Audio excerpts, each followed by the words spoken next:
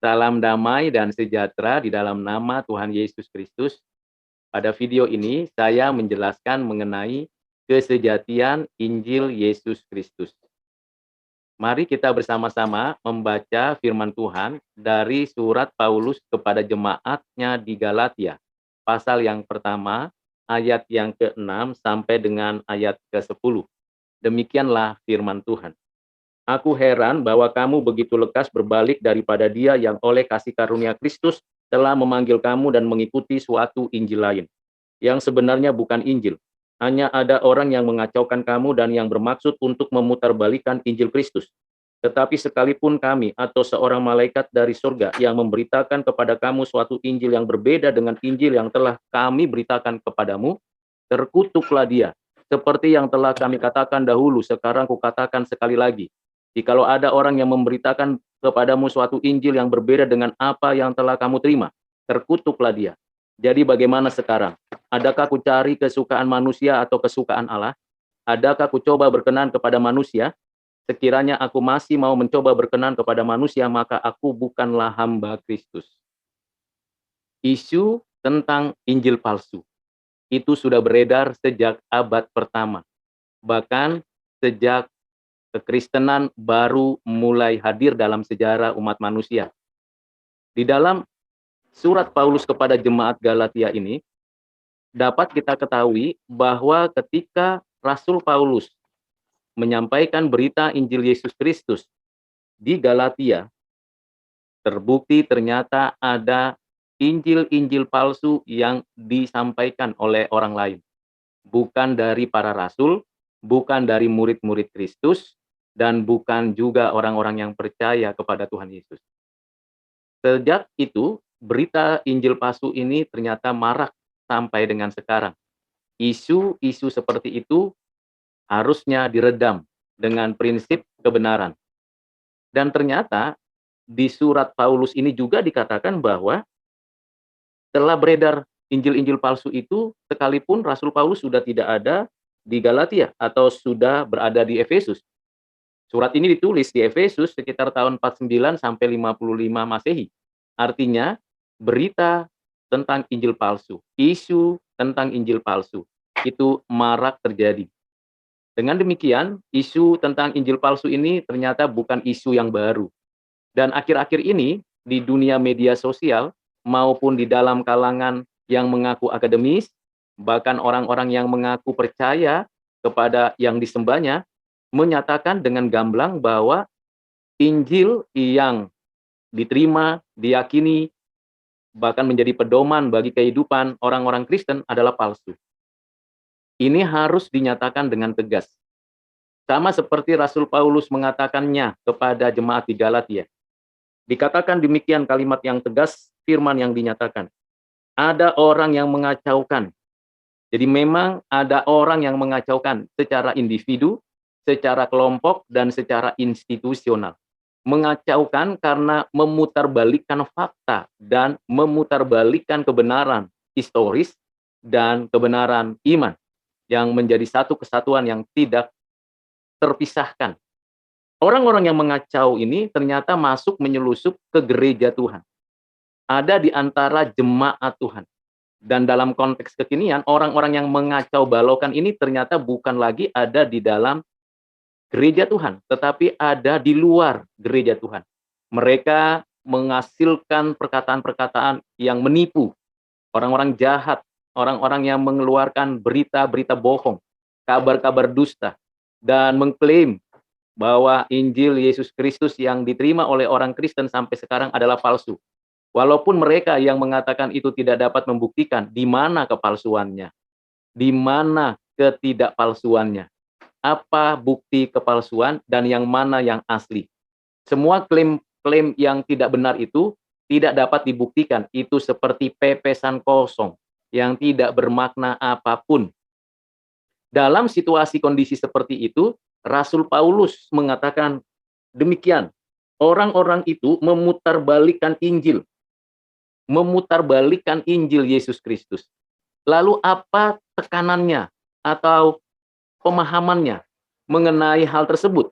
Di sini dikatakan mereka yang melakukan pengacauan, pemutarbalikan, siapapun mereka, entah yang mengaku malaikat dari surga, entah yang mengaku sebagai orang Kristen, entah yang mengaku sebagai orang-orang percaya, Rasul Paulus mengatakan dengan tegas, maka orang itu terkutuk.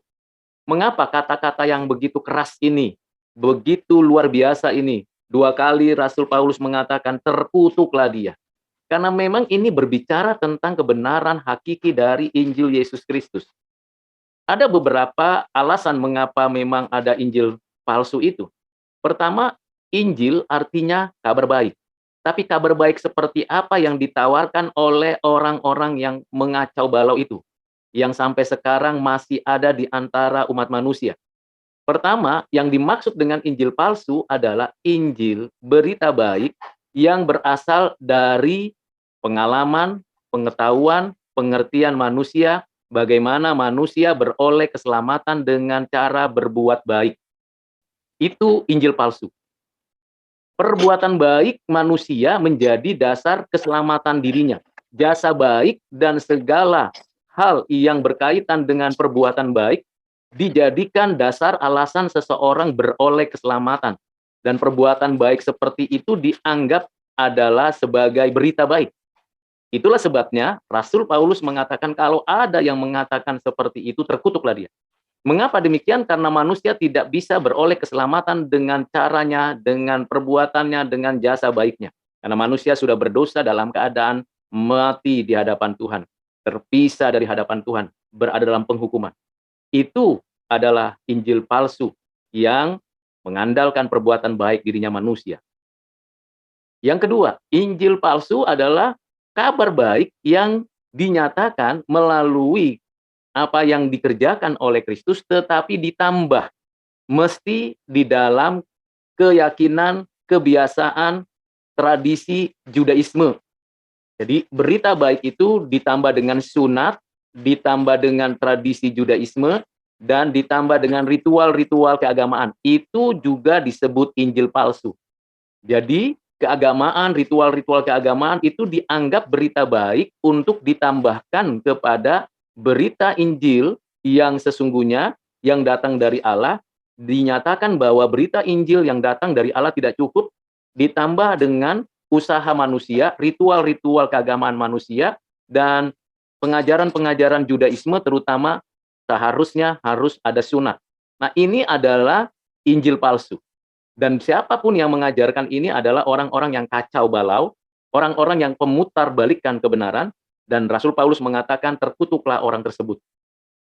Yang ketiga, yang disebut dengan Injil palsu adalah berita-berita baik yang datangnya dari pemikiran manusia mengenai apa itu kebaikan, kebahagiaan, kesenangan. Jadi di sini tidak ada yang namanya dosa, tidak ada yang nama kejahatan, yang ada adalah penyimpangan saja. Jadi berita baiknya bahwa manusia itu sebenarnya tidak membutuhkan juru selamat, tidak membutuhkan pengampunan, tidak membutuhkan penebusan, karena tidak ada namanya dosa. Yang ada adalah penyimpangan. Kita dapat melakukan yang baik dan kita bisa membahagiakan diri dengan usaha sendiri. Pengaruh filsafat Greka tentang kebahagiaan, tentang usaha manusia menjadi hal-hal yang sangat merusak berita Injil Yesus Kristus. Dan itu adalah Injil palsu.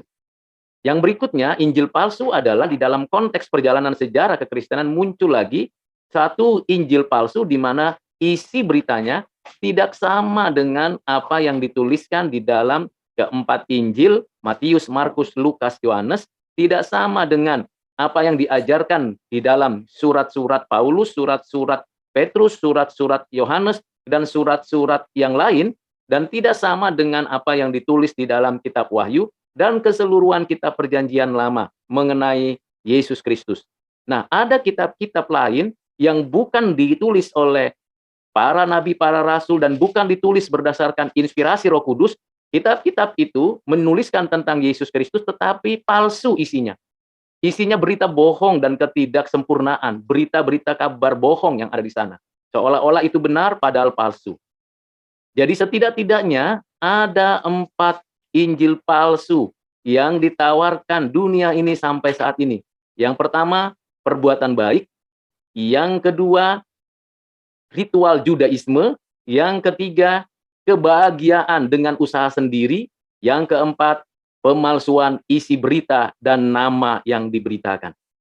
Nah, kalau kita sudah mengetahui bahwa memang ada Injil palsu, sekarang bagaimana kesejatian Injil Yesus Kristus? Di dalam Kejadian 3 ayat yang ke-15, sudah disampaikan dengan jelas bahwa berita Injil yang diperdengarkan Allah kepada Adam dan Hawa dan dilanjutkan dalam sejarah umat Tuhan melalui covenant-nya kepada Nuh, Abraham, dan Daud serta Musa, kita menemukan bahwa berita Injil adalah berita tentang pribadi dan karya Yesus Kristus, anak Allah yang inkarnasi, yang digenapkan melalui inkarnasinya dan pelayanannya, serta karya penebusannya di atas kayu salib dan kebangkitannya dari kematian, kenaikannya dan duduk di sebelah kanan Allah Bapa yang menyatakan kemenangan atas dosa, maut, dan iblis. Injil yang sejati adalah Injil yang sempurna yang menyatakan dengan sungguh-sungguh bahwa keselamatan itu datangnya dari Allah berdasarkan ketetapannya dan berdasarkan anugerahnya dan tidak membutuhkan perbuatan baik manusia sekecil apapun. Injil yang sejati adalah Injil yang tidak ditambah atau dikurangi dengan ritual-ritual keagamaan apapun. Injil yang sejati adalah Injil yang sungguh menunjukkan bahwa manusia yang berdosa mengalami kematian dan membutuhkan hidup kekal oleh karena kasih anugerah Tuhan Yesus Kristus yang telah mati, bangkit, naik ke surga, datang kembali nantinya untuk menghakimi orang yang hidup dan yang mati. Terakhir, Injil yang sejati harusnya Injil yang berasal dari seluruh pengajaran Alkitab, Perjanjian Lama dan Perjanjian Baru. Dengan demikian kita menyadari bahwa Injil sejatinya berasal dari pengajaran Alkitab. Ada 39 kitab Perjanjian Baru yang diterjemahkan dari kitab-kitab Perjanjian Lama, baik yang ditulis dan diterjemahkan di dalam bahasa Ibrani atau bahasa Aramik, demikian juga di dalam 27 kitab Perjanjian Baru. Hanya Alkitab, sumber berita Injil Yesus Kristus. Di luar Alkitab, itu bukan sumber berita Injil. Itu pasti adalah Injil palsu. Injil yang tidak benar. Yang sengaja secara pribadi, komunitas, dan institusional memutarbalikkan Injil Kristus. Karena itu, saudara yang kekasih di dalam Kristus, pegang teguh, tetaplah setia untuk bersama-sama dengan kekuatan dari Roh Kudus memproklamasikan Injil Yesus Kristus. Sebab di luar Yesus Kristus tidak akan ada keselamatan oleh manusia atau di antara manusia. Dan kita bersyukur karena anugerah Tuhan kita diberikan keyakinan iman seperti itu. Jangan mau terima pengajaran-pengajaran palsu dari manusia, dari filsafat-filsafat yang kosong, dari tradisi ritual keagamaan yang palsu, bahkan dari sumber-sumber yang tidak terpercaya itu. Kiranya Tuhan menolong saudara dan saya untuk tetap setia di dalam memberitakan Injil keselamatan, Injil Yesus Kristus. Tuhan memberkati kita sekalian. Amin.